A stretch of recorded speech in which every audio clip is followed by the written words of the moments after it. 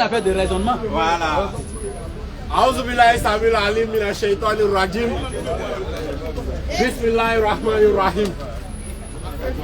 Nous cherchons protection auprès d'Allah contre Shaitan le banni, contre Shaitan le lapidé, ainsi que tous ses suppôts. Wa kul jaa al-haqq wa zaqa al-batil. In al-batil kana zaouka. Allez, la dit dans la sourate 17, le verset 81. Il dit que quand la vérité de l'islam apparaît, le mensonge n'a pas d'autre choix que de disparaître.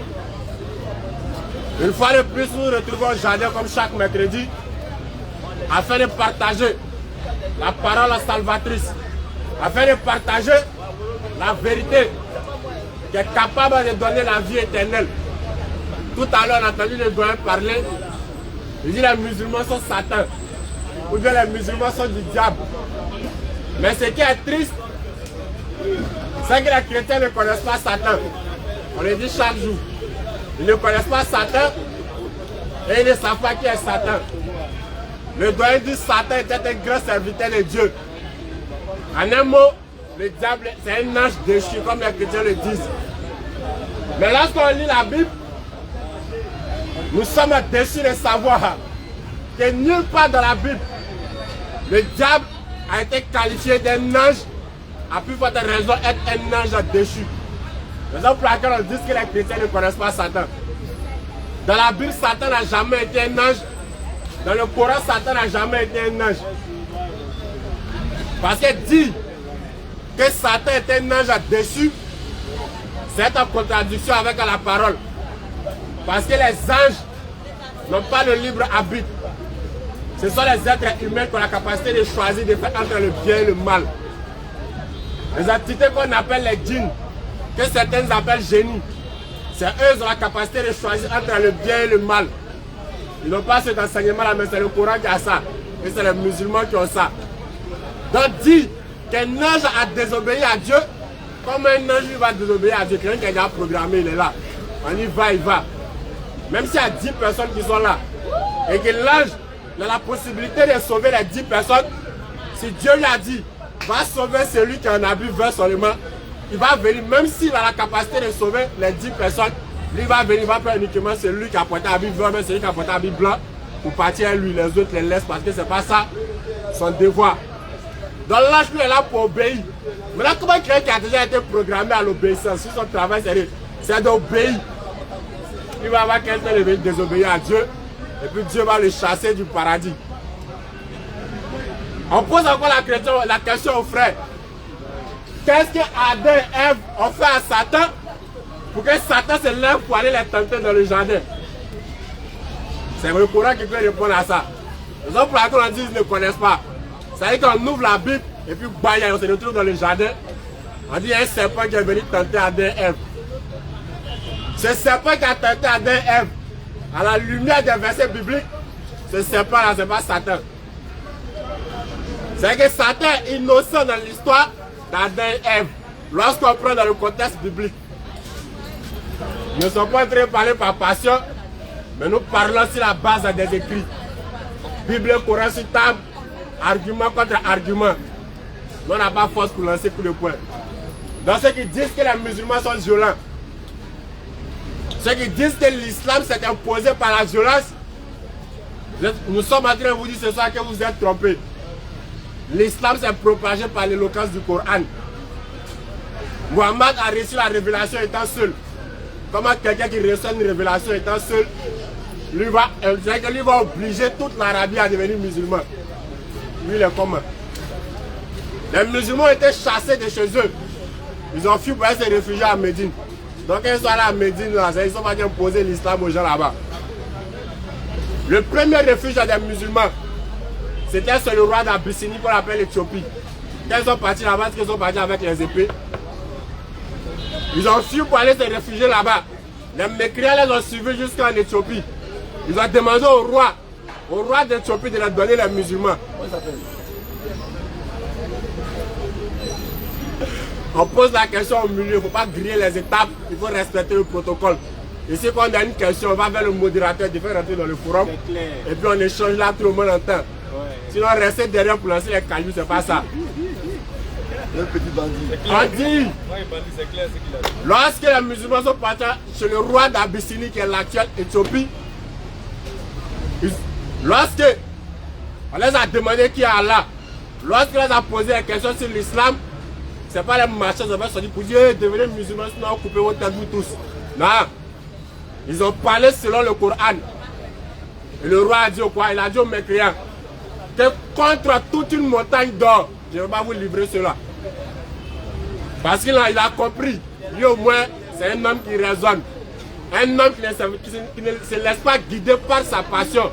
Il a compris que la parole qu'il vient d'entendre, ce n'est pas la parole d'un être humain, ni la parole d'un démon. Donc l'islam ne s'impose pas par la violence. Dans notre plan que nous lançons un appel à tous ceux. Pendant la semaine, ils passent ici et se succèdent seulement. Et leur mission, n'est pas autre mission que de venir dénigrer les musulmans. Parce que celui qui ne parle pas de l'islam ne va pas l'écouter. Les soi-disant panafricains et indiennes, en parlant, faisant la promotion de leur religion, et ils s'attaquent à l'islam. Les Kakouans aussi viennent.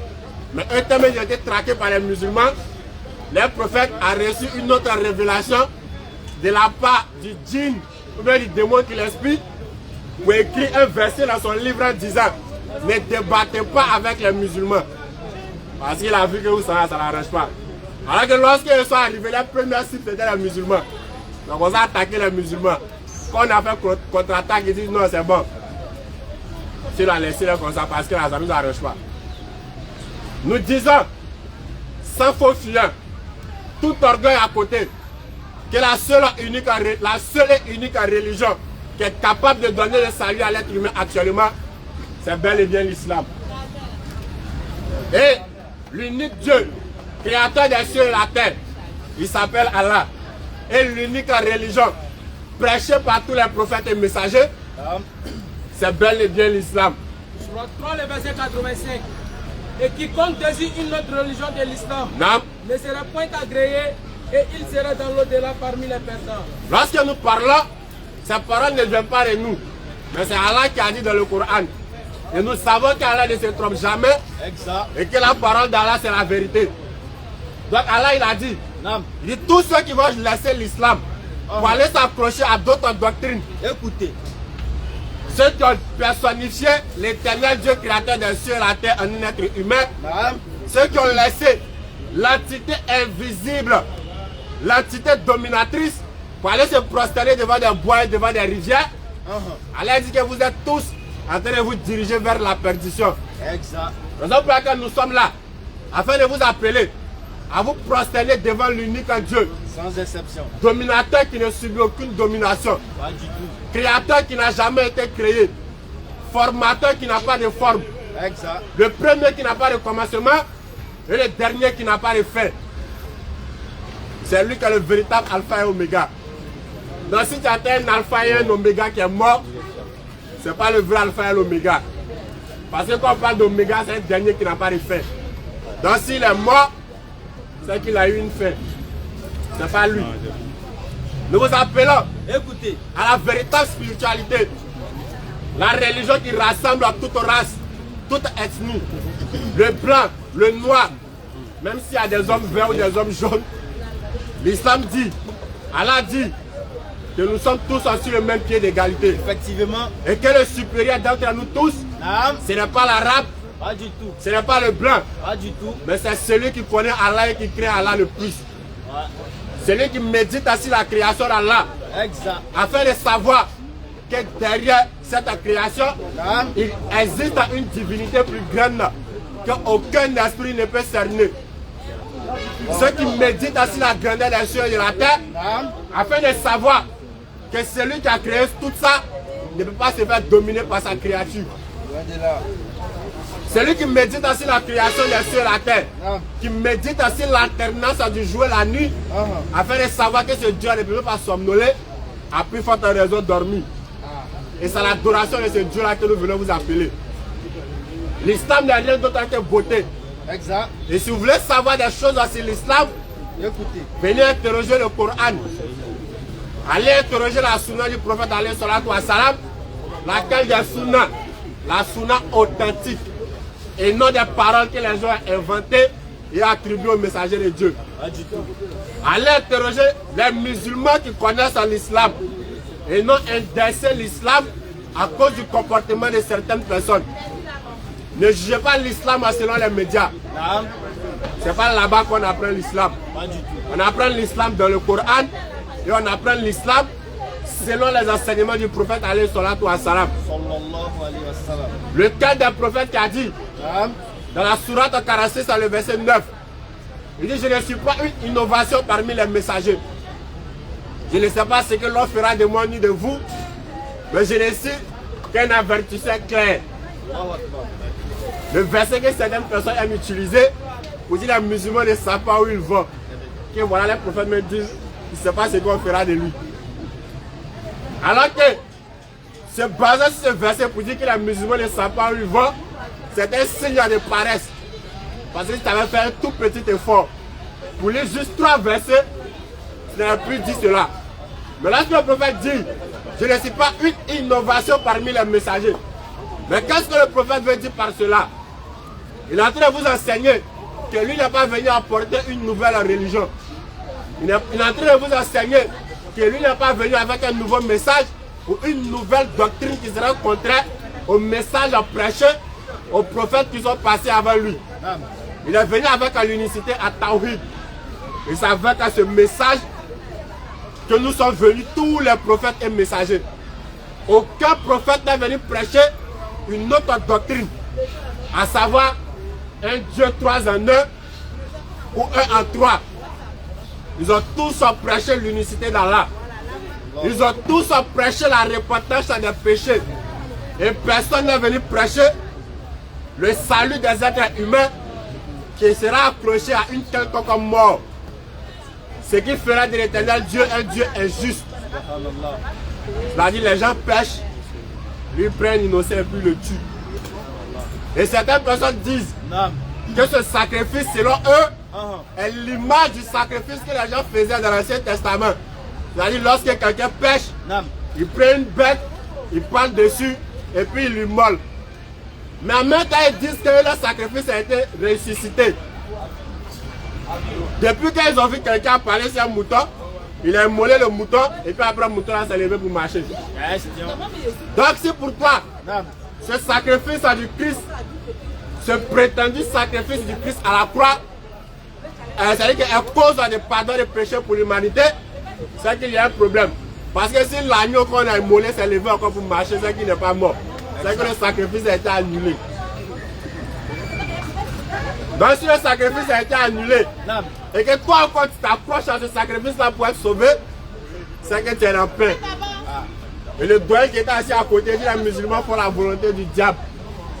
Alors que lorsqu'on lit encore les Écritures, c'est ceux qui célèbrent la prétendue mort du Christ à la croix qui sont en train de vouer un culte à Satan. Et ils sont en train d'applaudir le diable pour dire: ouais, toi et tes disciples, vous avez accompli un grand travail. Si vous avez tué le Christ avec fusil, on allait accrocher le fusil sur le cou.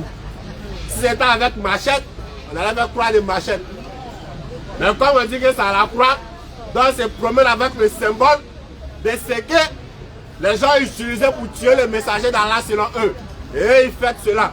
Alors que le Christ a dit que cette mort-là, c'est l'œuvre du diable et de ses enfants. Alors nous venons vous appeler à la véritable croyance. Le pardon des péchés sans verser le sang. Parce que l'éternel Dieu n'est pas un féticheur. Le féticheur, lui, il a besoin de sang pour son culte. L'éternel Dieu, créateur des cieux et de la terre, lui aussi, il a besoin de sang humain pour pardonner le péché. Alors qu'il a la capacité de dire: tes péchés te sont pardonnés et puis c'est pardonné. Effectivement. La preuve, Jésus-Christ, dans le livre des Jean, il a dit au paralytique: il dit, lève-toi et marche. Il s'est levé et puis il a marché. Mais là, comment Jésus-Christ qui dit tout pouvoir m'a été donné, c'est-à-dire que celui qui a donné tout pouvoir à Jésus-Christ, lui serait dans la capacité de dire au monde: vos péchés vous sont pardonnés. Lui, il est obligé de venir sur la terre pour venir se faire frapper par cette créature afin de pardonner un péché imaginaire. Parce que si la mort de Christ était venue pour balayer le péché et que vous dites qu'il est mort à la croix, c'est qu'après sa mort, le péché devait disparaître. Exact. Mais ce qui est triste, c'est que le péché est multiplié par 100. 1000 mains. Allez là, on est arrivé à un autre niveau. Où un enfant se réveille matin, la table c'est pareil, puis les égorge. Ou quelqu'un se lève, il rentre sur une famille innocente, ils n'ont rien fait, finir de les voler. Il abuse des femmes, il tue les hommes et puis il sort. Parce qu'il sait que si on l'attrape, il ne va pas le tuer. Ils vont le prendre, ils vont l'envoyer en prison. La population va continuer, va faire manger pour lui chaque fois, ils vont le nourrir. Alors que si on avait appliqué la loi de l'Éternel, la véritable loi, la seule marche à suivre qui peut guider les êtres humains des ténèbres vers la lumière, qui peut faire de l'être humain qu'il est et non un animal, à savoir la loi du talion. Une vie pour une vie. Parce qu'il n'y a pas l'homme qui a peur de la mort que l'assassin. Quelqu'un qui tue les gens, il n'y a pas l'homme qui a peur de la mort que lui. Donc s'il sait que s'il a tué et qu'ils vont l'attraper pour le tuer, vous allez voir que la tuerie allait. C'est-à-dire qu'on allait faire des années sans entendre que quelqu'un a tué quelqu'un. Mais lui sait que s'ils l'ont attrapé, c'est prison. Donc il se permet de tuer. C'est à ça qu'on vient vous inviter. À la religion et au message du divin. Le message qui fait de l'être humain un être humain et non qui le rabaisse au niveau des animaux. Parce qu'il dit que j'ai envie de faire tout ce que je veux, c'est que tu as envie d'être au même niveau que les animaux. Parce que même dans la jungle, là-bas il y a des lois. La nature, c'est que l'Éternel Dieu qui a créé la nature, il a instauré des lois dans la nature que ceux qui vivent dans la brousse et respectent cette nature. Maintenant toi tu dis que Dieu t'a créé à son image et que tu es au-dessus de toutes ces créatures-là, toi tu veux vivre dans le libertinage. Tu veux faire ce que tu veux comme tu veux, au même titre que les animaux. Alors que le poisson qui vit dans l'eau, il sait qu'il ne peut pas sortir pour venir vivre sur la terre comme nous. Parce que lorsqu'il sort quelques secondes, il meurt. Ça c'est la loi de la nature et que les animaux ils respectent ça. Gazelle sait qu'il ne peut pas mettre jeune de lion. Lion aussi sait qu'il ne peut pas brouter herbe. Et même que tu dis que ce sont les animaux, et ils ont des lois. Mais toi lorsqu'on te dit fais ceci, ne fais pas cela, tu dis non, pourquoi? Dieu nous a créé, on doit faire tout ce qu'on veut. Lorsqu'on parle de charia, automatiquement on commence à trembler. Que non, c'est quelle loi ça là? On doit couper même les voleurs, on doit lapider quelqu'un qui fait l'adultère. Mais on dit la prison c'est pour les voleurs. Toi tu sais que tu n'es pas un voleur, pourquoi tu as peur? Tu te plains de quoi? On dit celui qui vole, on va couper sa main. Si toi tu sais que tu n'es pas un voleur, en quoi ça te regarde? On dit, tu te vas chercher femme mariée des gens, on vous attrape, on vous lapide. Toi tu sais que ce n'est pas ton travail, tu as peur de quoi? Allah il dit, éloignez-vous de l'alcool. Parce qu'après avoir consommé l'alcool, tu quittes dans ton état d'humain. Ça te ramène à l'état des animaux. C'est-à-dire que l'alcool, toi-même tu as acheté avec ton argent, c'est l'alcool qui va te montrer comment marcher. Tu finis de consommer, tu vois ton ami te dit, oh gifle lui là, pas le gifle. Ça arrive à côté des cannibaux et te dit, tombe. Tu veux pas, tu vas tomber dedans. Alors que l'islam dit,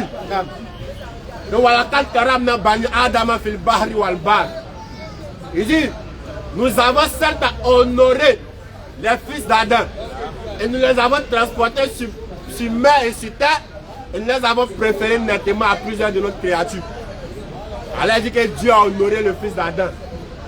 Mais le fils d'Adam veut se déshonorer. Il veut aller suivre des voies qui vont le ramener à l'état animal, qui vont le ramener de l'état supérieur que Dieu lui a donné à l'état inférieur. Aller se prosterner devant des bois que lui-même il peut transporter. Des bois qui sont capables de se transformer eux-mêmes. Frère, reviens à l'islam. Ceux qui disent qu'ils sont athées, en vérité il n'existe pas d'athée. Non. Personne n'ignore l'existence de Dieu. Surah 22, le verset 73. Ô homme, une parabole vous est proposée. Écoutez-la. Ce que vous invoquez en dehors d'Allah ne saura même pas créer une mouche. Quand même s'il s'ignorait pour cela. Allah vous interpelle. Écoutez. Ceux qui ont pris des hommes pour des divinités. Ceux qui ont pris des rivières pour des divinités. Écoutez. Ceux qui ont pris des montagnes pour des divinités, ceux-mêmes qui ont pris les ancêtres mortels comme nous pour des divinités. Allah dit que ceux-là, ils sont tellement faibles qu'ils sont incapables même de créer une mouche. Et si la mouche les dépouille de quelque chose, Et même si la mouche venait la dépouiller de quelque chose, il ne sera de lui reprendre. ils sont incapables d'arracher cette chose à la mouche. Le solliciteur, Allah dit que vous, qui prenez des rivières pour des divinités, qui avez pris des êtres humains comme vous pour des divinités, Allah dit que vous êtes faibles. ils n'ont pas estimé Allah à sa juste valeur. Allah dit que les solliciteurs sont faibles. Allah dit que vous, ainsi que vos fétiches, Allah dit que vous êtes tous faibles.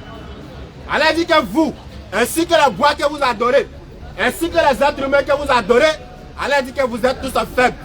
Raison pour laquelle, si vos ancêtres que vous prétendez qu'ils sont des divinités, avaient la force ou le pouvoir que vous imaginez, ils n'allaient pas sauter actuellement. Certains vont nous parler que non, ils sont réincarnés. Ils sont où ça paraît, montrez-nous. C'est-à-dire que quelqu'un est mort. Quand tu meurs en Côte d'Ivoire, tu sors en Russie. Ouais. On dit non, s'il était bon, il devient un ancêtre méritant. S'il ne faisait pas les bonnes choses, il meurt et puis il se réincarne dans une autre vie. Ah, mais c'est intéressant. Il finit de faire bêtises, il meurt et me réincarne. C'est vrai que moi, je fais bêtises seulement. Qui veut mourir? C'est vrai qu'il fait, il meurt, on me ramène encore, il vient, il gâte, il meurt, on me ramène, et si dedans, il ne meurt pas. C'est vrai que les gens nous poussent à aller vers les désirs de nos âmes. C'est que les gens aiment entendre. C'est que ceux dont l'âme aime se réjouir. La facilité. Obtenir le paradis dans la facilité. Alors que même en prison, pour obtenir une grâce, il faut une certaine conduite. Mais toi, tu ne veux rien faire, tu dis non, que Dieu, le Christ a déjà tout payé sur la croix. Et lorsque les démons, c'est écrit où ils disent non, on est venu dénigrer la religion. Non. Une religion qui a peur qu'on parle d'elle, c'est une religion qui cache quelque chose. Exact. Alors qu'Allah nous dit dans la sourate 2, le verset 111. Écoutez. Ils disent, nul n'entrera au paradis si c'est un juif ou chrétien. Voilà les chimères. Allah dit, apportez vos preuves si vous êtes véridiques. Dans la sourate 17, le verset 88. Allah dit que si tous les êtres humains, ainsi que tous les djinns, s'unissaient pour produire quelque chose de semblable au Coran, ils en seront incapables. L'islam, c'est le livre, l'islam c'est la religion qui défie l'humanité. Le Coran, c'est le livre qui pousse les gens à venir lire. C'est-à-dire que viens lire et puis montre-moi une erreur qui se trouve en mon sein. Le seul livre qui a défié l'humanité. Mais lorsqu'on te dit, non, laissez notre livre, restez dans votre livre, c'est qu'en vérité vous cachez quelque chose. Le français il est dur. Les gens confondent l'éveil de conscience et le dénigrement. Ils ne sont pas là pour dénigrer quelqu'un. Nous sommes là pour l'éveil de la conscience et de l'intelligence. Nous sommes là pour la propagation de la véritable vérité, l'unique vérité salvatrice. Alors si c'est que nous disons, si tu penses que c'est faux et que ce qu'on dit, nous sommes en train de conduire les gens vers l'erreur, tu as la capacité de venir nous démontrer qu'on meurt. Parce qu'un menteur, lorsqu'il finit de mentir, il fuit pour quitter là. Mais un menteur qui meurt et puis l'arrête, puis change, il revient mentir, c'est que quelque part il est sûr du mensonge qu'il profère. Donc, si vous êtes dans la capacité de venir démontrer que ce qu'on dit est faux, ça ne sert à rien de rester derrière pour embrouiller l'esprit des gens. Dire que le Christ n'est pas mort sur la croix, ce n'est pas un dénigrement, c'est une évidence. Maintenant, si tu trouves que ce que nous disons est faux, tu viens nous démontrer sur base des écrits que ce qu'on dit est faux. Lorsqu'on dit qu'Allah est l'unique Dieu créateur des cieux et la terre, ce n'est pas un dénigrement, mais c'est une évidence. Si tu trouves qu'il y a une autre divinité en dehors d'Allah, tu n'as qu'à venir démontrer à la face du monde qu'on meurt.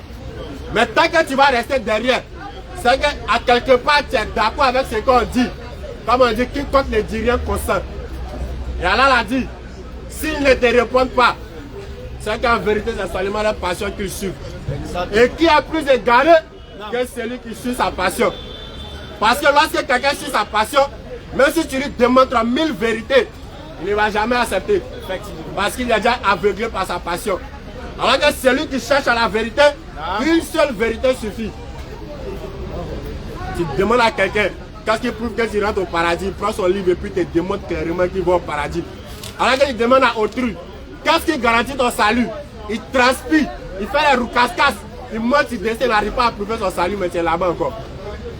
C'est qu'en vérité, tu es aveuglé par ta passion. Nous sommes là, à venir vous appeler, à embrasser et à suivre la voie de la plus noble et la plus merveilleuse des créatures. Il n'y a rien d'autre que Muhammad alayhi salatu wa salam. Celui que certains veulent présenter comme l'être méchant. Celui que les gens veulent présenter comme le plus méchant de l'histoire. L'homme le plus violent. L'homme qui a mené les guerres. L'homme qui a fait ceci et celui qui a fait cela. Alors que tous ceux qui parlent du prophète, en vérité, ils ignorent toute son histoire. Ceux qui dénigrent le prophète, fais-les arrêter. Parle-nous du prophète Muhammad en te basant sur les sources. Dis-lui de donner des références. Tu vas voir qu'il est en train d'halluciner, mais il est en train de dire des choses qu'il a entendues que lui-même n'a pas vérifiées. On a entendu Dieu au jardin ici. Selon certains ignorants, que le prophète n'a pas eu d'enfant.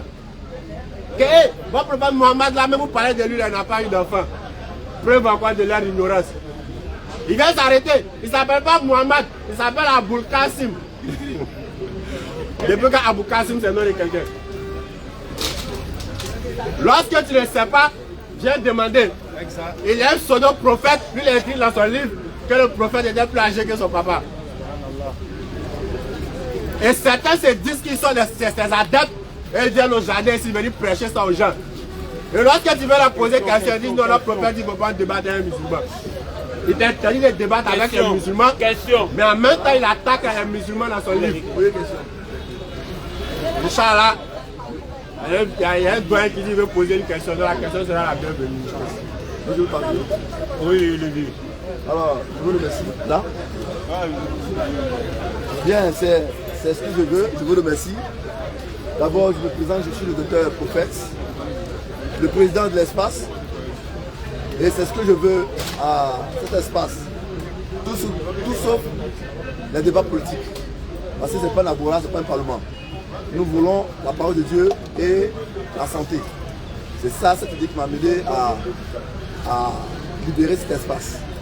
Et si vous n'êtes pas au courant, hier, je viens, il y a la police qui est venue en disant que tout débat commence à partir de 13h et ça finit à 16h. Comment partir au-delà, je vais en même temps. C'est ce matin, je suis venu m'a informé. Alors, j'aimerais savoir, la première question,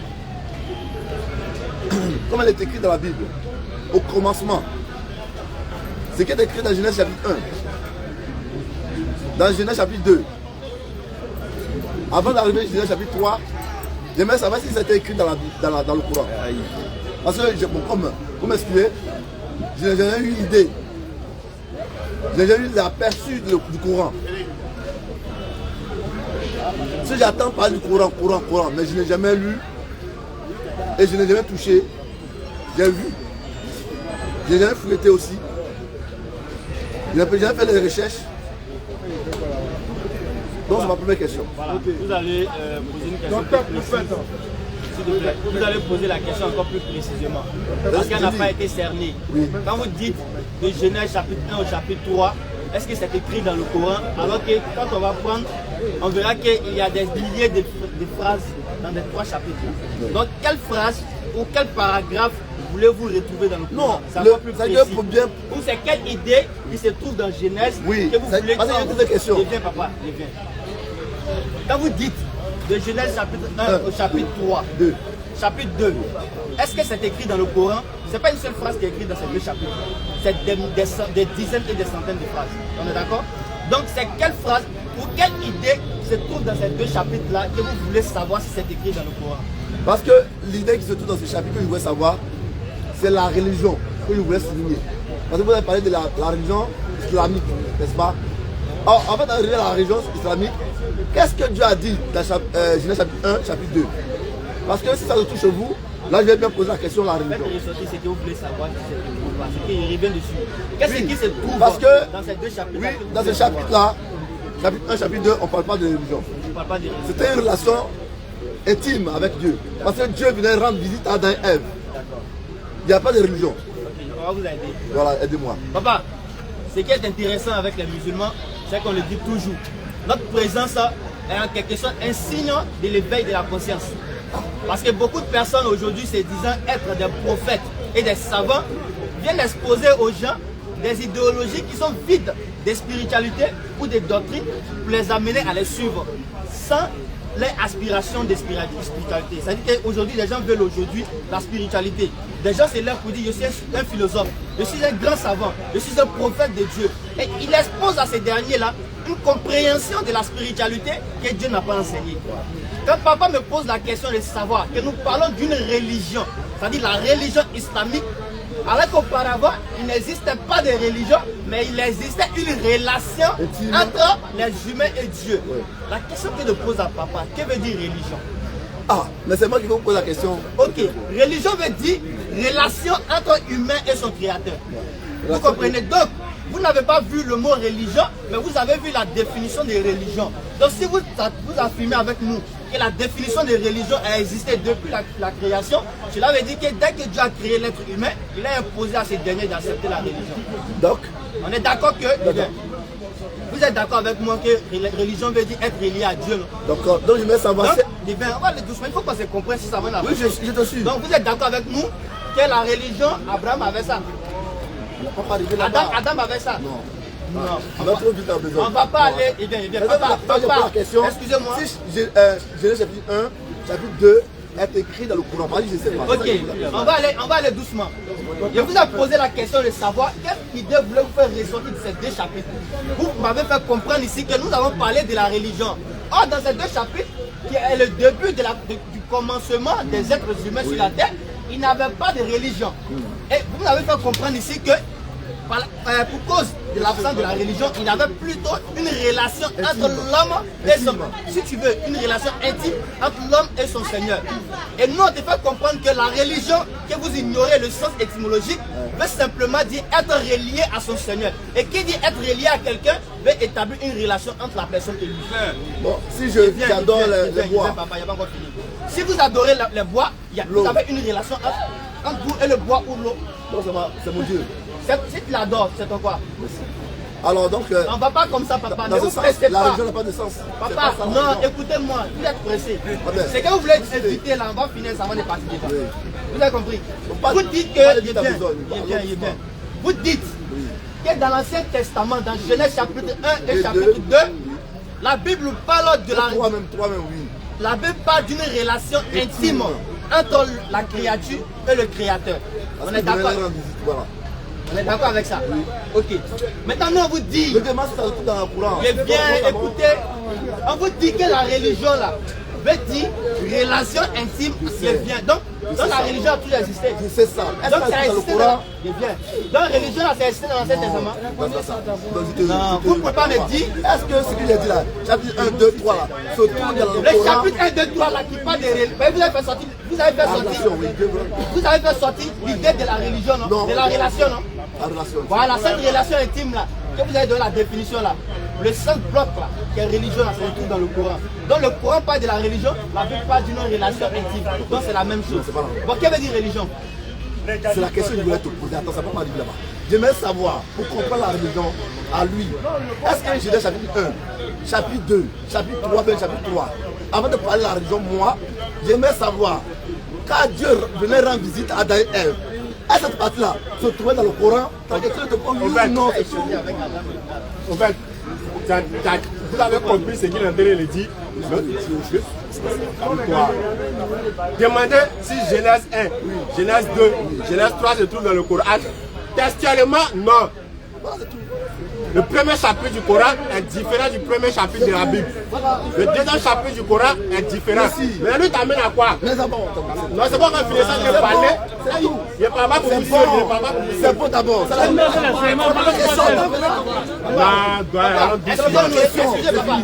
Excusez-nous, papa. C'est notre forum. Excusez-nous, c'est notre forum. On vous dit simplement que c'est pas fini. Si on a fini, vous on a fini.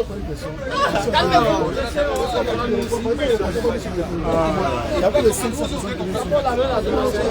Allons étape. Calmez-vous. D'abord, on a fini avec étape ça. Étape par étape. Alors, on a dit step by step. Si on a fini, on a fini. Vous avez posé une question. Si c'est bizarre, on va progresser avec notre question. On n'a pas encore fini de répondre. Vas-y. Question. La question. Le frère t'a dit de faire comprendre quoi? Il veut te faire comprendre que Genèse 1, Genèse 2, Genèse 3, textuellement n'est pas écrit dans le Coran. Donc maintenant, lui vous envoie à faire quoi? À faire sortir l'idée que vous avez trouvée dans Genèse 1, Genèse 2, Genèse 3. Vous avez dit quoi? Qu'au commencement, il n'y avait pas de religion, mais il y avait une relation.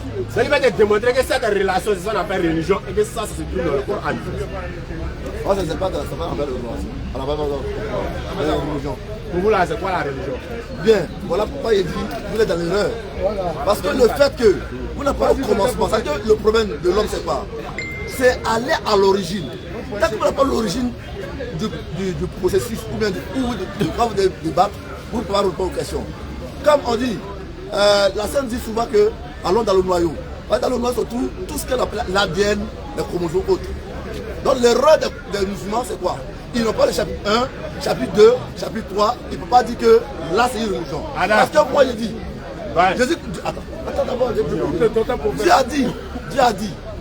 Vas-y, docteur. Écoutez bien. Genèse chapitre 1, chapitre 2. Dieu lui-même, quand tu appelles Allah, il vient rendre visite à Adam et Ève. Ok. Attends, non, vous allez dire à l'instant. Vous allez dire beaucoup de choses. Attends, d'abord, on va couper ma respiration. Ok, vas-y. On ne parle pas ça de la religion. Non, voilà.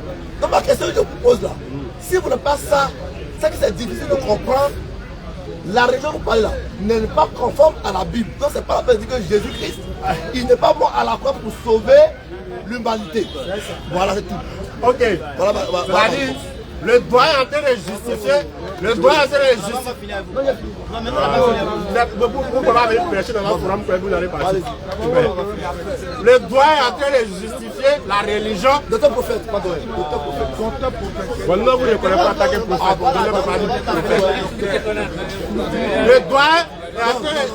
Nous, on ne vous connaît pas en tant qu'un prophète. Respectez ta conception. Ah! Non, papa. Ok, le Non.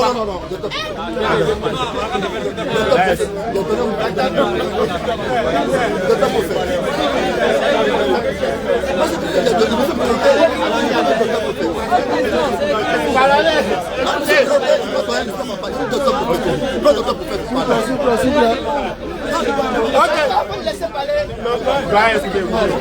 Ok, en plus,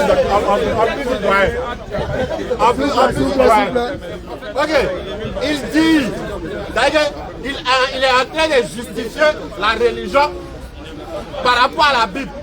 C'est-à-dire pour lui, la religion a commencé à partir de Genèse. C'est-à-dire si la personne a l'habitude de dire que le Coran est le plagiat de la Bible. Donc, il faut que ça soit du copier-coller. Si ce qui se trouve dans la Bible ne se trouve pas dans le Coran, automatiquement, c'est que le Coran est faux. Et en même temps, ils sont en train de dire encore que le Coran est le copier-coller de la Bible. Bon, comment voilà. Donc là, le droit est démontré d'abord, il est d'accord avec nous que le Coran n'est pas le copier-coller de la Bible. Ça, on dépose à côté, ça fait 1. 2. La religion ne se justifie pas à partir de Genèse. C'est pas parce que votre Genèse, parce qu'on dit Genèse c'est quoi? C'est le commencement. Le commencement de quoi? De la Bible. C'est pas parce que le commencement de la Bible n'est pas le commencement du Coran que le Coran est faux. Non. Pourquoi? Est-ce que l'Éternel Dieu a commencé sa révélation à partir de la Bible? Non. La Bible même n'est pas un livre révélé dans les nobles. Donc lorsqu'on dit que Jésus-Christ n'est pas mort, dans le Coran c'est déjà que là-bas il n'y a pas de débat. Maintenant, c'est à vous de nous démontrer à travers votre Bible qu'effectivement on s'est trompé, qu'il est mort de la Bible. Ah, vous pouvez nous démontrer qu'il est mort de la Bible. Non, il est mort de la Papa, Il a soulevé non. Excusez-nous. Non, il va pas donner la parole. Vous voulez Il ne donne pas la parole donc patientez. Il donne des bonnes idées. Il ne vous a pas encore donné la parole donc patientez. D'accord, on parle maintenant. Non, arrête-toi. C'est lui qui a parlé. Quand il va finir, je vais parler avant que vous n'avez parlé. Ça m'a vous dit, quand c'est pas Genèse qui justifie. J'ai compris. Il n'y a pas de problème. Ce n'est pas la présence de la Genèse biblique dans le Coran qui définit si une religion est vraie ou fausse. Non. Vous avez votre définition de la religion. La vraie définition de la religion aussi est là. Vous avez parlé de relations. La religion, c'est la relation entre l'homme et son créateur. Vous avez posé une question ici à Adam au bois. Mais toi, la relation, la religion. Qui dit? Le bois n'est pas mon créateur, l'eau n'est pas mon créateur. Celui qui adore le bois, C'est lui qui adore le bois, pour lui qui l'a créé.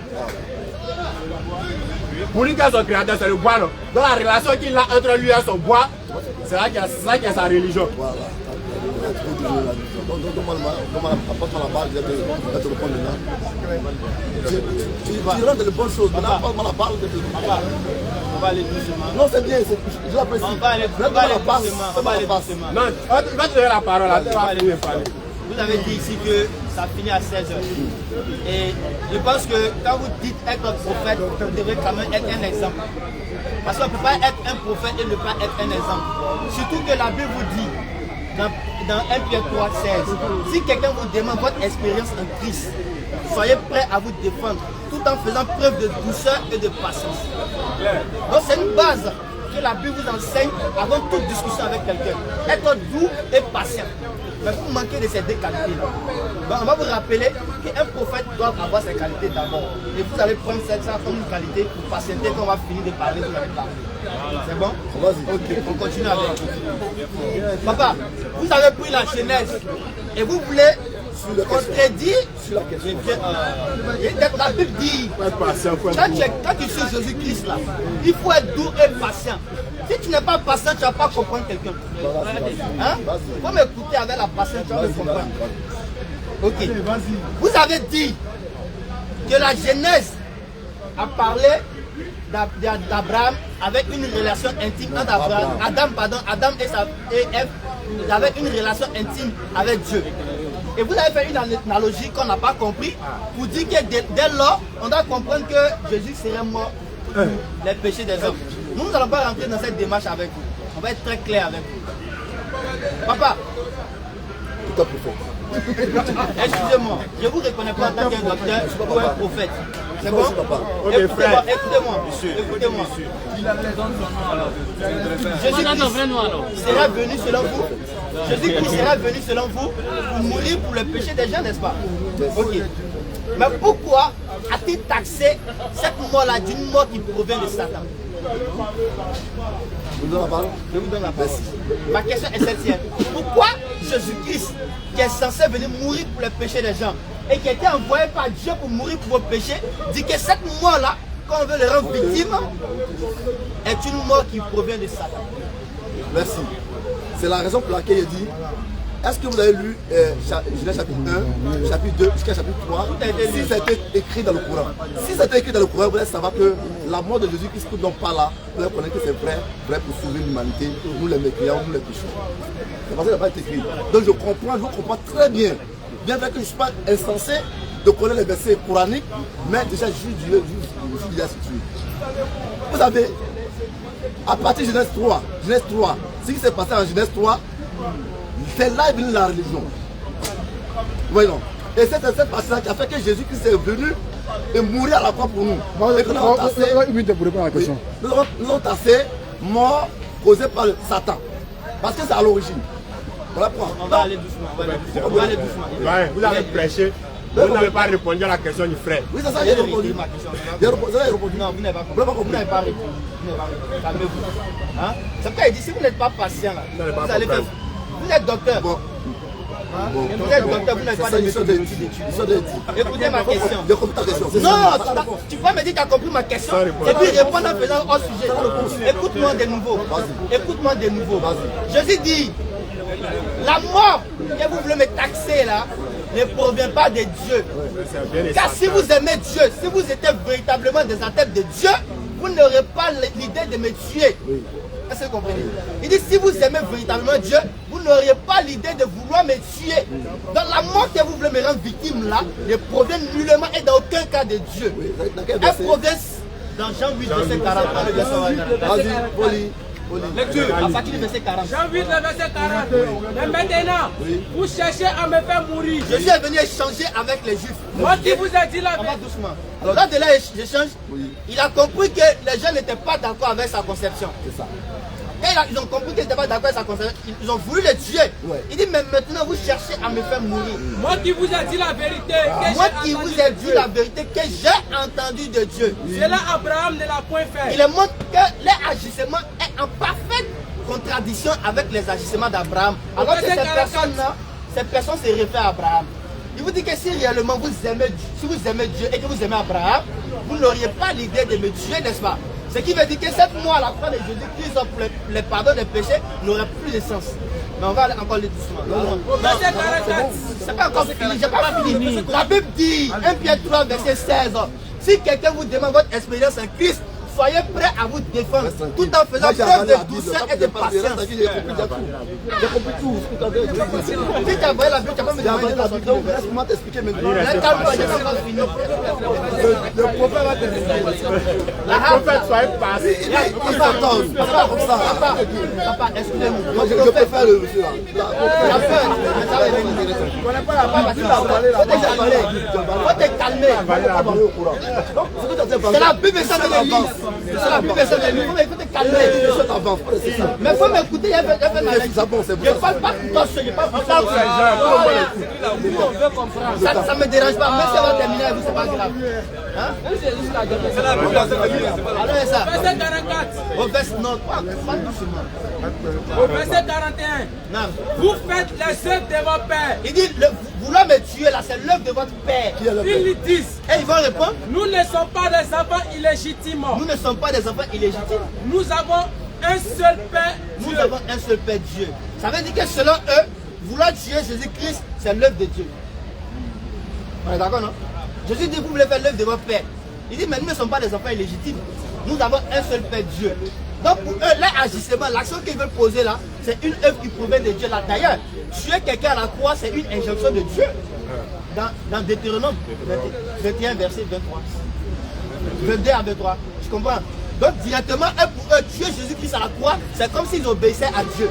Maintenant, Jésus-Christ va les enseigner parce que Jésus connaît mieux la Bible qu'eux-mêmes. Jésus l'a dit. Jésus va leur Si répondre. Dieu était votre Père, Il dit, si vous suivez véritablement Dieu, vous m'aimeriez. vous allez m'aimer. Car c'est de Dieu que je suis Car sorti moi, je proviens de Dieu et que je viens. et je suis venu Je vers ne vous. suis pas venu de Je moi-même, ne suis pas un faux prophète, mais de celui qui m'a mais envoyé. c'est plutôt Dieu qui m'a envoyé vers vous. Au verset 43. Et au verset 43, Pourquoi ne comprenez-vous pas mon langage? et il a fait comprendre qu'en réalité, même, si véritablement vous me compreniez dans les paroles qu'il dit, vous n'aurez jamais même l'idée de vouloir me tuer. Parce Continuez. que vous ne pouvez écouter Parce que ma vous, en parole. fait, vous n'avez pas la capacité de m'écouter, de me comprendre.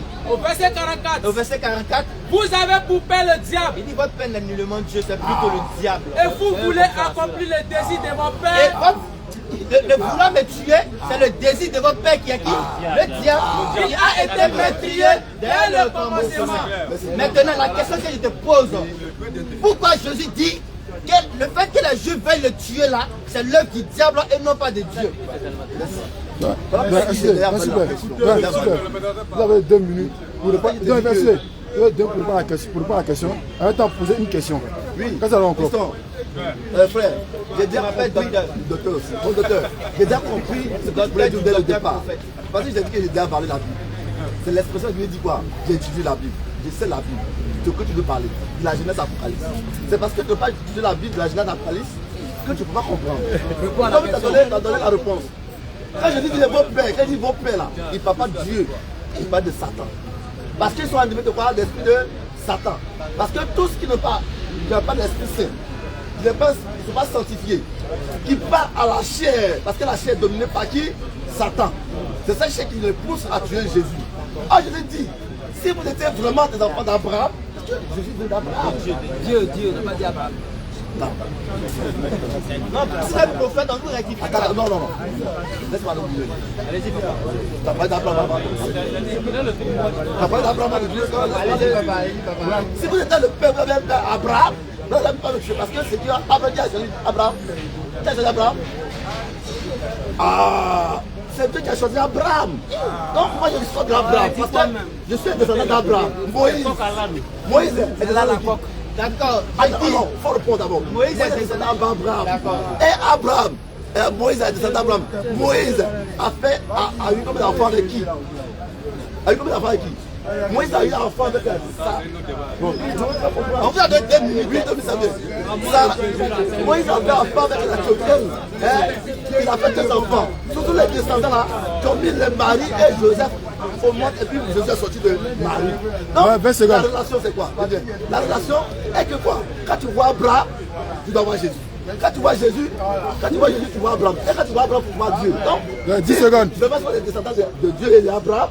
Ne pas vouloir tuer Jésus, c'est comme on est frères. Je vois que Satan te fait du mal. C'est parce qu'ils ne connaissent pas ce qu'ils sont dit.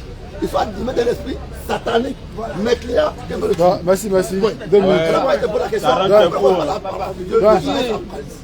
Merci. Attention, 2 minutes. Une question et puis vous répondez par vous êtes fiers. Mais ça c'est la parole de Dieu. C'est parce que tu ne peux pas étudier. Comment étudier cette On vous pose une question.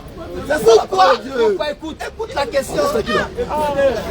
Il t'a répondu, c'est ça. À l'unanimité de tous ceux qui sont ici, vous n'avez pas encore répondu à la J'ai question. répondu à ta question. Tout le monde est d'accord. Vous n'avez pas compris. Donc si vous êtes incompris, ça veut dire que vous ne partez pas droit au but. Vous faites des quoi? Écoutez bien la question. Écoutez la question. Pourquoi Jésus dit, vouloir les tuer là. C'est la question pour la prochaine. Alors que, écoute bien, cette mort là, c'est une mission de Dieu. Oui. C'est une mission. Dieu a envoyé Jésus-Christ pour aller mourir, non? Papa, c'est Dieu qui a envoyé Jésus d'aller mourir à la croix, selon vous, n'est-ce pas? Dieu dit, Jésus va sur la terre, tu vas mourir sur la croix pour pardonner les péchés des gens. Maintenant, Jésus lui arrive sur la terre, il dit non, c'est pas Dieu qui veut me tuer, c'est plutôt les hommes qui veulent ma mort. Toi, vous êtes des faits, non? Est-ce que tu peux l'emmener après ce match? Tu peux la faire arrêter? Non, il faut répondre à quelqu'un. Tu peux faire arrêter ton frère, que tu aimes ça, tu peux le faire arrêter. C'est la même chose. Jésus croyait. Il n'y a pas une autre question. Se trouver parmi ses frères. Le micro quitter la terre. C'est bon. Se trouver après ses frères. Il ne comprend pas. Les Satan dit, Abraham, c'est Dieu. Vous êtes ici des descendants de Dieu qui Il y a du coq à l'âne. Merci. Merci au prophète. Silence. En tout cas, nous on n'a pas parlé. Le doyen lui seul, il a fait son débat lui seul. Il a démontré lui seul devant les gens qui ne cherchent rien. Et puis il est sorti. C'est le seul intervenant qui a vu répondre à une question. Et toute la foule est unanime qui n'a pas répondu. Mais lui dit, lui il a répondu. Et tous ceux qui sont ici, ils n'ont pas l'esprit de Dieu. On est arrivé, frère. Moi, il y a une question, parlez un peu plus fort s'il vous plaît. Ouais, merci. Excusez-moi, il voulait comprendre quelque chose. Concernant la relation de Allah et de Jésus. C'est-à-dire que ma première question pour vous, est-ce que vous croyez en Jésus? Est-ce que vous croyez en Jésus? C'est sa première question. On prend Jésus-Christ comme un véritable prophète envoyé de Dieu aux enfants d'Israël. Je réponds à votre question, monsieur. On croit en Jésus-Christ en tant qu'un véritable messager envoyé par la part d'Allah uniquement aux enfants d'Israël. Uniquement, c'est mentionné dans le Coran, Dans la Bible. Coran, les deux, Coran, Bible, est venu pour les enfants d'Israël. Déjà, parce que Israël, là, c'est quelque chose, c'est un peu vague. Parce qu'il y a Israël en tant que nation, il y a Israël en tant que personne, et Israël en tant que un peuple restreint. La Bible dit, je n'ai été envoyé qu'aux enfants d'Israël. Ça veut dire le peuple israélite. Tous ceux qui sont descendants de Il Jacob. dit les enfants d'Israël. Il n'a pas dit à Israël. Donc pour vous, Jésus est pour la Bible. Non, il n'y a pas du Coran d'abord. Il y a un savant. Dans le Coran, oui, dans le Coran. Je pose ces gens des questions dans le but qu'on me donne un peu des réponses adéquates, si c'est faux ou bien si c'est vrai. Et puis, moi, c'est la première fois que vous voyez. Je ne sais pas quand est-ce que vous serez là. Aujourd'hui, vous me répondez et qu'il y a certaines choses que je retiens, je vais aller chercher ça et puis revenir. Je ne sais pas quand est-ce que vous revenez. On est là tous les mercredis. Mais déjà, ce que vous avez à dire. Voilà. D'abord, il a demandé est-ce que vous croyez, est-ce qu'en tant que musulman, vous croyez en Jésus?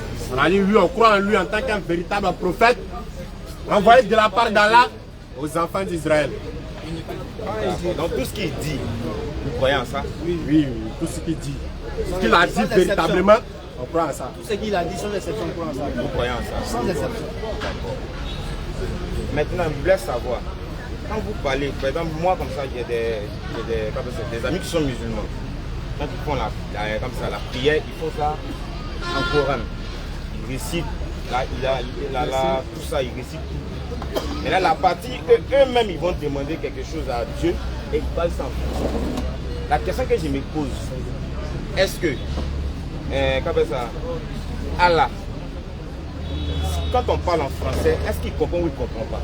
Déjà, vous avez posé une question et à l'origine, dans votre question même, il y a la réponse. Vous dites que vous avez des amis musulmans qui, lorsqu'ils font l'adoration, ils font la salat, ils font ça en arabe. Mais quand ils veulent demander quelque chose à Dieu, ils le font en français. Ça montre clairement que Dieu comprend toutes les langues. Il comprend toutes les langues. Monsieur, s'il vous plaît. En fait, je vous explique rapidement. L'adoration, ce n'est pas des choses qui émanent de l'être humain.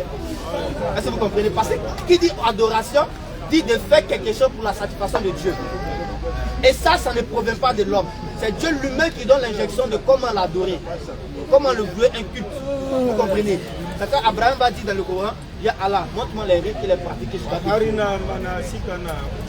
Tu vois, donc ça veut dire que l'adoration là, c'est quelque chose de sacré. Est-ce que vous comprenez? Et c'est Dieu seul qui mérite ça.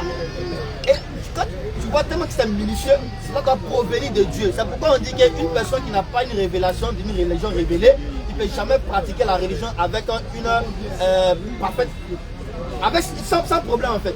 Il y aura toujours des inconvénients dans sa manière d'adorer Dieu. Tantôt il va adorer Dieu en se mettant sur sa tête, en se mettant sur son épaule, en mettant les pieds en l'air, en dansant, en chantant, en sautant. Mais Dieu lui-même demande à l'homme de l'adorer d'une manière bien connue. L'inclinaison, la prosternation. Voilà. Et là, on va maintenant réciter des paroles. Et ces paroles-là sont des paroles sacrées qui ne proviennent pas des êtres humains, mais de Dieu lui-même. Et on pourrait bien traduire ça dans notre langue. Mais qui nous garantit que si on traduit cette parole-là de la langue originelle de la révélation à notre langue qu'on parle, on va traduire d'une manière parfaite, sans problème, avec perfection. C'est pas possible. Parce qu'il y a des mots en arabe qui n'ont pas les références en français. On est d'accord, non? Il y a des mots qui sont en arabe, on ne peut pas trouver d'une manière parfaite le sens en français. Il y a des mots en français, on ne peut pas trouver d'une manière parfaite le sens en arabe. Donc on peut faire garder les paroles de la manière dont elles ont été révélées pour les retransmettre à notre Seigneur. Et c'est ce qui permet d'avoir toujours le même Coran jusqu'à aujourd'hui. Parce que si on avait traduit, on allait voir des divers Corans aujourd'hui. La preuve, il existe combien de versions de la Bible? Indénombrable. Quelqu'un peut se lever aujourd'hui et faire sa Bible. Parce qu'il n'est pas d'accord avec telle traduction. Pourquoi? Parce que c'est des traductions à traduction, ils ont perdu les textes originaux. C'est bon? D'accord. Maintenant, il y a le Coran qui est traduit en français. C'est-à-dire qu'il y a la page du Coran qui est écrite en arabe. Comme tu l'as si bien dit, on ne peut pas transmettre l'idée véritable en français. Donc nous voyons aujourd'hui le Coran écrit en arabe et traduit en français dans le même Coran. Ça, on appelle ça aussi le Saint-Coran. Ou bien. Mais quand tu vois sur les feuilles là, pardon, les préfaces là, ils vont dire essai de traduction. Ça veut dire qu'ils ont essayé de traduire. Ils ne te disent pas qu'ils ont traduit avec perfection. Essai de traduction. Pour que tu aies une idée du message coranique. Mais on va te dire aussi que celui qui veut juger du sens réel du Coran, il serait idéal pour lui d'aller apprendre l'arabe. Donc Dieu a parlé en arabe autrefois. Non, je vais t'expliquer. Dieu, quand il révèle un message à un prophète, il ne révèle pas ce message dans une autre langue. Il révèle ce message à la langue que parle le prophète. Parce qu'un prophète, s'il lui parle français, on lui révèle ça en chinois. Lui-même, il ne comprend pas le chinois. Comment il va transmettre? Maintenant, je voulais savoir, Abraham là, est-ce qu'il était arabe? Abraham a eu le message dans la langue qu'il parlait. Maintenant, il a eu le message dans la langue qu'il parlait. Maintenant, il a eu le message dans la langue qu'il parlait. Oui. Après, on est passé à Moïse. Il a reçu ça même dans sa langue. Maintenant, pourquoi dans le Coran là, c'est en arabe que tout est écrit? Ok, maintenant pourquoi Moïse là, pourquoi lui il a reçu ça en hébreu? Non, moi, il t'a posé la question par rapport à... J'ai répondu à ta question. Je dis, Dieu révèle le message au prophète par la langue que parle le prophète. Ok, par la langue que parle le prophète, non. Maintenant, c'est que dans le Coran, là, il doit avoir la langue originale qui était donnée par rapport à, comme ça, à Abraham. Parce que, attends, non, je viens d'abord, je viens. Le Coran, là, ça a été révélé à qui? Le Coran a été révélé à qui? Je ne suis pas musulman. Le Coran a été révélé qu'au prophète Muhammad sallallahu alayhi wa sallam. Ok, maintenant, il a été révélé au prophète en arabe, c'est ça? Oui. Maintenant, dans votre livre, vous avez dit, parce que dans, comme ça, dans la partie d'Abraham là. Attends, c'est qui te fatigue? Non, c'est pas ça. Non, il y a quelque chose, il y a quelque chose qui te fatigue. Tu as une perception du Coran égale à la Bible. C'est ça qui te fatigue. Parce que dans la Bible, il vient. Dans la Bible, on va voir le livre de Moïse, on va voir le livre de Josué, on va voir le livre d'Isaïe. Les prophètes sont dedans comme cela. C'est différent du Coran. Le Coran, ce n'est pas un recueil des livres saints des différents prophètes. Le Coran, c'est le bloc du message qu'a reçu le prophète Muhammad sallallahu alayhi wa sallam. Et ce Coran, il est bien. Si tu as posé une question relative à celui qui a posé encore, c'est n'a toujours pas fait. Et ce Coran-là, que le prophète a reçu comme message, parle souvent de la vie des différents prophètes. Alors il peut parler de la vie d'Abraham. Quand il parle de la vie d'Abraham, son prophète il explique. Il dit, tu as vu Abraham, il était là, voici ce qui s'est passé, voici ce qui s'est passé. Tu as vu Jésus-Christ, on l'a envoyé à tel peuple, on l'a envoyé à tel peuple. C'est l'histoire qu'il relate à Muhammad sallallahu alayhi wa sallam. Mais Muhammad comprend quelle langue? L'arabe. C'est pourquoi ce message lui a été transmis en arabe. Pour qu'il nous transmette ça aussi. Est-ce que tu comprends? Non, pas ajouter. Pas ajouter au fait. Le fait, j'avais déjà dit un mot, c'est que ça s'est accroché. Le fait de dire qu'on ne peut pas traduire de la langue originale dans une autre langue, c'est à la perfection. Mais l'Éternel Dieu, lui ne traduit pas, lui révèle. S'il a révélé en arabe, bon, s'il a révélé en hébreu à Moïse, il ne va pas venir traduire de l'hébreu, venir dire non. C'est que le message qu'il a transmis à Moïse là, il va faire la traduction de ça en arabe, il va donner non, non, non. C'est lui qui transmet directement, puisque lui comprend toutes les langues. Donc s'il dit à Moïse en hébreu, ça c'est pour Moïse. Lorsqu'il veut dire à Muhammad aussi, c'est directement en arabe. On ne passe pas d'une langue à une autre langue. C'est les hommes, lorsqu'ils veulent, puisque nous comprenons toutes les langues, donc on va prendre de l'arabe dans une autre langue. C'est ça qui va créer un petit décalage. Mais l'Éternel Dieu lui comprend toutes les langues, il y a la perfection. Comment il va se tromper encore? Non, je n'ai pas dit qu'il se trompe. Moi, ma question... Tu as accroché sur le fait de dire qu'on ne peut pas traduire d'une langue à une autre langue. Il ne peut pas traduire sa perfection. Il a demandé simplement est-ce qu'il croyait en Jésus-Christ. Il m'a dit qu'il était envoyé aux enfants d'Israël. Maintenant, moi, si je te demande, parce que tu as dit selon la Bible, comme le temps est un peu imparti, tu ne pourras pas me montrer réellement que Jésus était envoyé uniquement aux enfants d'Israël. Selon la Bible. Parce que pourquoi il t'a demandé un seul verset. Non, non, après il t'a dit, quand on dit Israël, là, il y a Israël attaque une personne, Israël attaque un peuple. Vous comprenez un peu, non? Mais il faut savoir à quel moment Israël est peuple. Et Jésus lui-même, quand il partait, il a dit quoi? Aller partout le monde pour prêcher la bonne nouvelle à toute la création. Vous voyez un peu, non? Non, on ne va pas rentrer. Parce qu'on peut rentrer, on sera un peu. Parce que... Tu ne peux pas dire qu'on ne va pas rentrer. Non, je sais que moi, c'est ma première fois de venir ici. Non, quand tu rentres, on va rentrer. Tous les mercredis que vous êtes là, non? C'est ce que tu as dit là. On gérait ça avant que tu aies pas dit. Pardon? C'est ce que tu as dit là. On gérait ça avant que tu aies pas dit. C'est bon? Bon, on gérait ça. En tout cas, moi, c'était juste un. Quand tu dis, il y a Israël, il y a deux sens à Israël. Le sens d'une personne individuelle et le sens d'un peuple. Quand tu as dit ça premièrement, il t'a répondu quoi? Il dit que c'est aux enfants, Israël en tant que peuple, non? Ok, maintenant tu reviens dessus, parce qu'on ne t'a pas lu le verset. Et tu as dit ici qu'on ne peut pas te montrer le verset où c'est écrit que Jésus a été envoyé uniquement, et il a utilisé le mot uniquement aux enfants d'Israël. Tu l'as dit. Tu tiens toujours cette parole-là? Est-ce que tu tiens cette parole-là? Non, je te pose une question. Peut-être que je me suis trompé. Allez-y. Frère, c'est un échange, on veut se comprendre. Non, moi, je ne peux pas répondre à quelque chose si je n'ai pas bien compris. Je veux me rassurer que j'ai bien compris ce que tu as dit. Je crois que tu as dit ici que Jésus-Christ n'a pas dit dans la Bible, je ne peux pas te montrer un verset biblique où Jésus dit que lui, il a été envoyé uniquement, je suis le mot uniquement, aux enfants d'Israël. Tu l'as dit ou pas? Vas-y. Tu l'as dit ou pas? Tu as dit. Ok, le verset 24. On va écouter. Je n'ai été envoyé qu'aux brebis perdues de la maison d'Israël. Je n'ai été envoyé que aux brebis perdues de la maison d'Israël. Ça veut dire quoi? Il a dit aux brebis perdues de la maison d'Israël. Ça veut dire quoi? Ça veut dire qu'à ceux peut-être qui étaient là-bas, qui croyaient en Dieu, de la maison d'Israël, aux brebis. Il dit je n'ai été envoyé que. Non, que là, c'est un peuple. Il a dit ça. Là, moi, il te dit, pour répondre à ton truc, Dieu a dit, allez partout dans le monde, prêcher la bonne nouvelle. Ça veut dire que cette partie-là, non, je viens d'abord, ça veut dire que cette partie qu'il était envoyée que aux brebis perdus, et après encore, il dit, allez partout dans le monde, prêcher la bonne nouvelle à ceux qui auront pu baptiser-les et enseigner-les. D'accord. Donc partout dans le monde, c'est pas seulement Israël.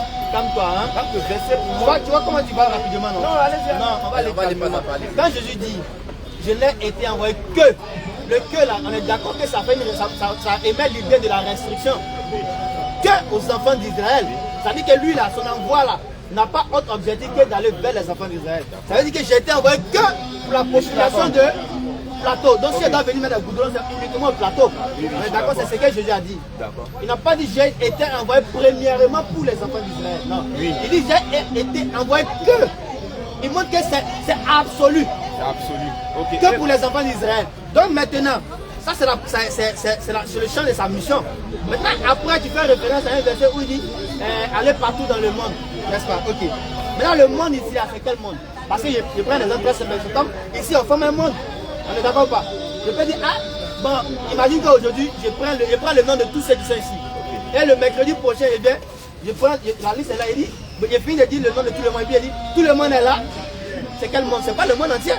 Tout le monde est là. C'est le monde qu'on a recensé. Le monde vers qui je vais me diriger mon message. Le monde auquel je fais référence. Donc quand je dis pas du monde ici, aller partout dans le monde, c'est plutôt le monde israélite. Parce qu'Israël, il y avait 12 tribus. On est d'accord pas? C'est clair. À toute la création. Bon, ok, moi, toute la création d'où?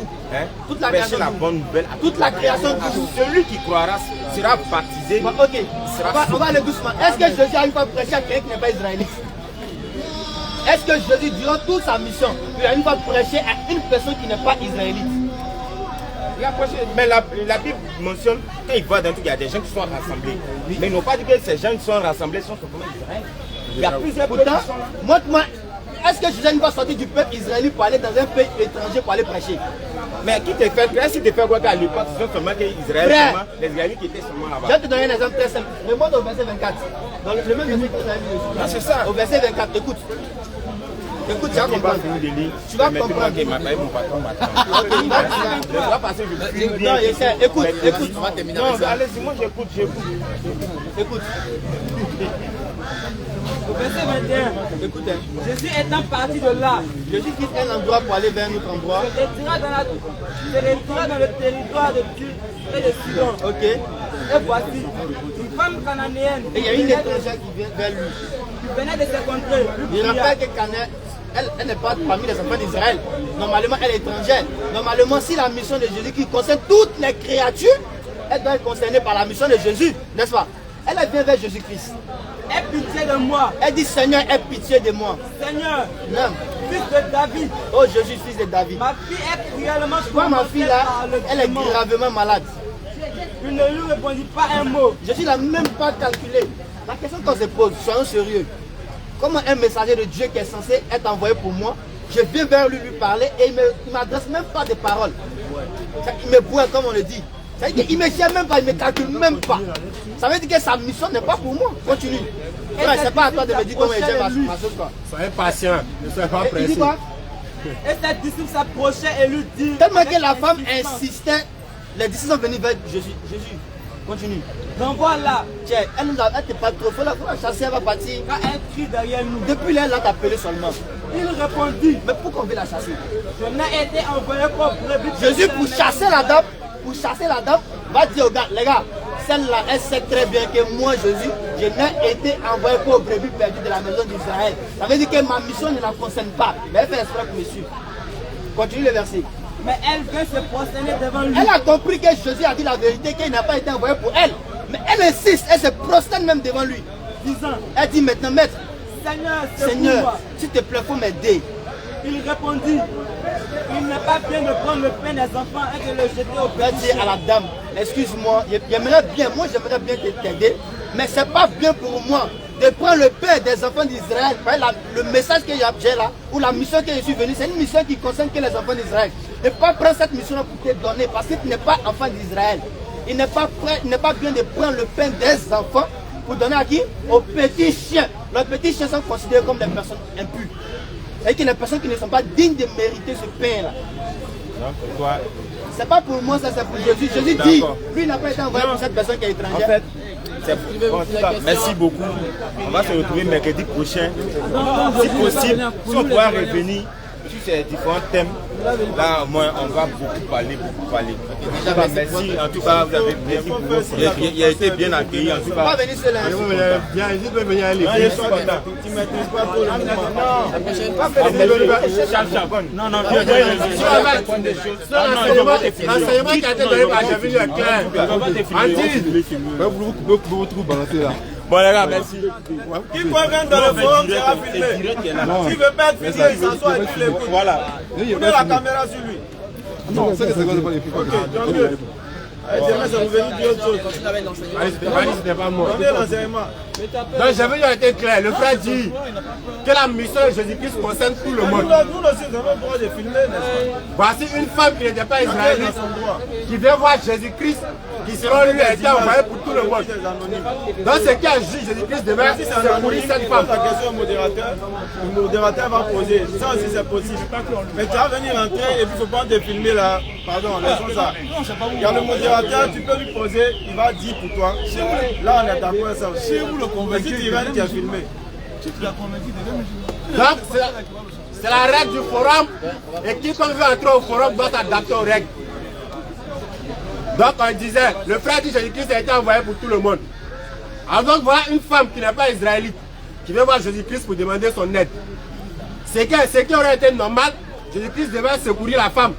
Mais on voit même que Jésus-Christ n'écoute pas même, il avance. On pourrait dire que bah oui, c'est un être humain, il a oublié. Mais là, c'est un disciple qui vient derrière Jésus-Christ et lui disent, au lieu de lui dire, mais Jésus, la femme est en train de parler, il faut qu'elle la secourir. Et il dit, chasse-la, elle fait trop de bruit derrière nous. Parce que les disciples, ils savent que la femme qui est là, elle n'a pas part de la mission de Jésus-Christ. Et il dit, maître, renvoie-la, car elle fait trop de bruit. Jésus dit quoi à la femme? Je n'ai été envoyé qu'au brebis perdu de la maison d'Israël. La femme encore insiste. Jésus va dire quoi à la femme? Il n'est pas bon de prendre le pain des enfants et le jeter aux petits chiens. Voilà la question que tous les intelligents doivent se poser. C'est qui les enfants? C'est quoi le petit et c'est quoi le pain? Est-ce qu'ils sont les petits chiens? Si tu as pu définir les trois là, tu n'as plus jamais venu dire que Jésus-Christ a été envoyé pour l'humanité. Mais Jésus-Christ, la parole de Jésus-Christ est claire. Qui sont les enfants? Ce sont les enfants d'Israël. Pour qui lui a été envoyé. C'est quoi le pain? C'est le message qu'il vient annoncer. Donc le pain là, c'est uniquement pour ces enfants là. Donc il n'est pas bien de prendre ce pain là pour aller donner à qui? Aux petits chiens. Les petits chiens c'est qui? C'est le doyen qui va lui poser la question de chercher à savoir. Donc Jésus-Christ n'est pas venu pour les Ivoiriens. Donc selon le test là, les petits chiens là, c'est eux. Tous ceux qui ne sont pas israélites là, c'est eux qui sont les petits chiens.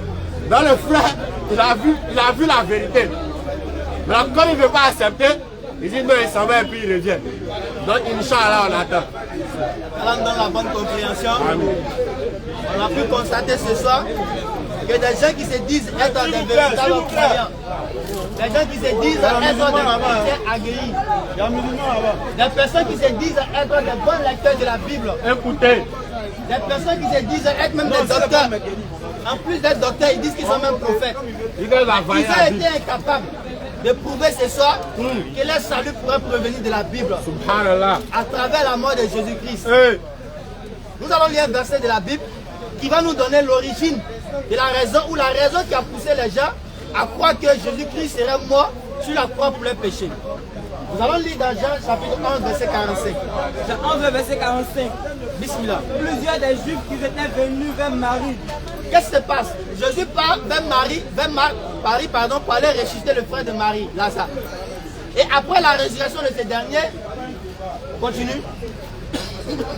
Et qui vit ce qui fit Jésus. Les gens ont vu le miracle que Jésus a fait parce qu'il a ressuscité un mort. Crurent en lui. Et ces personnes ont cru en Jésus-Christ. Mais quelques-uns d'entre eux allaient trouver les pharisiens. Et parmi ceux qui ont cru en Jésus-Christ, il y avait des personnes aussi, les frères aussi, qui n'avaient pas cru en Jésus. Et leur dit ce que Jésus avait fait.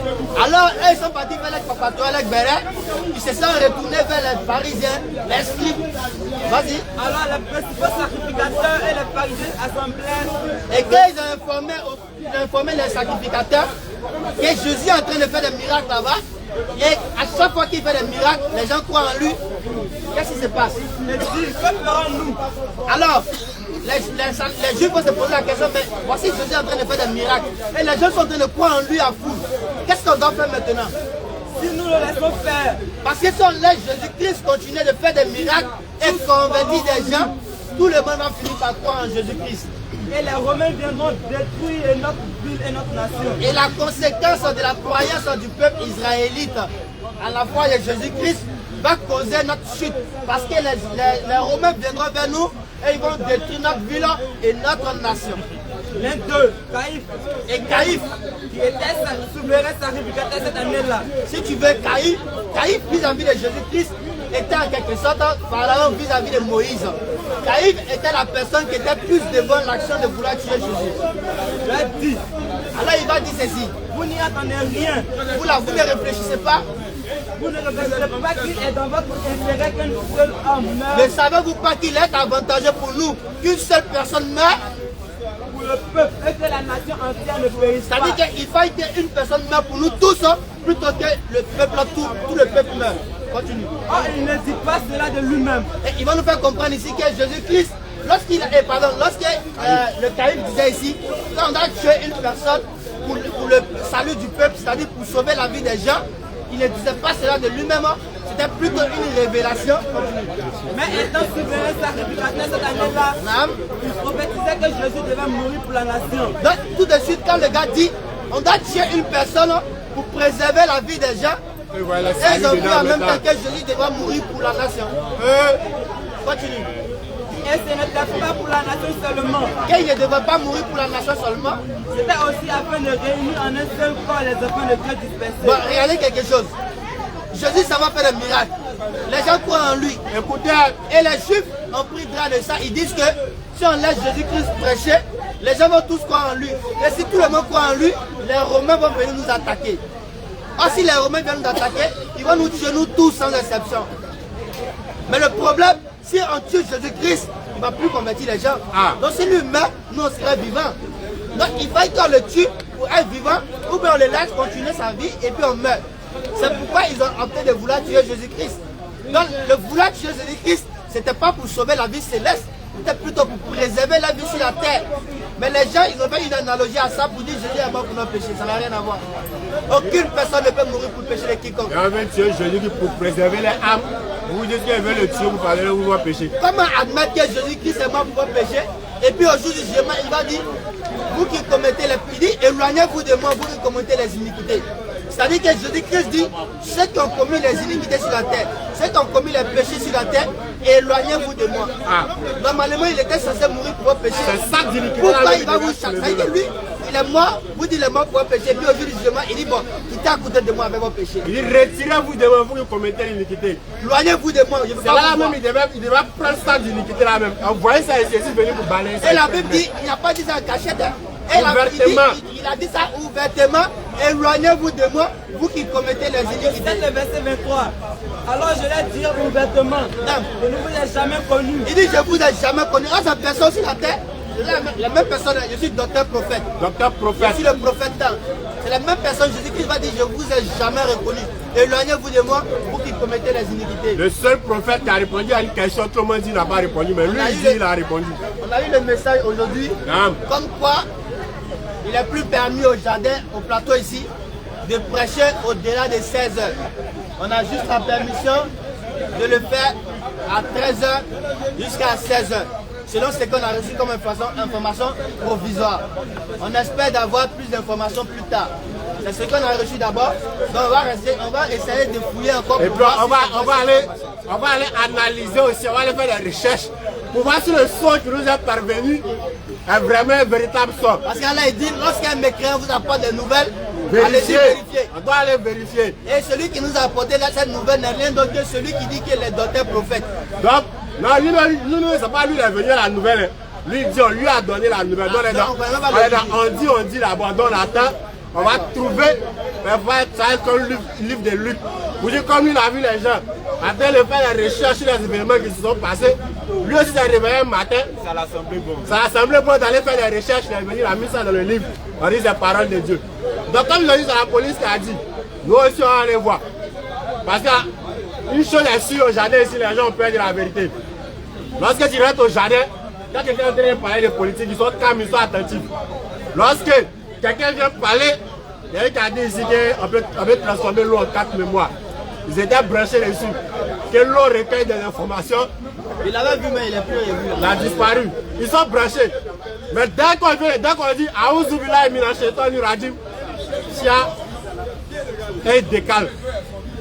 Donc, alhamdoulilah, donc, le rapport d'aujourd'hui ne sera pas deux parties, ça sera une seule partie. On va arrêter à 16h là et Inch'Allah aller vérifier l'information et revenir le mercredi prochain, Inch'Allah. Sur ce, Ashhadu an la ilaha illallah wa ashhadu anna Muhammadan Rasulullah.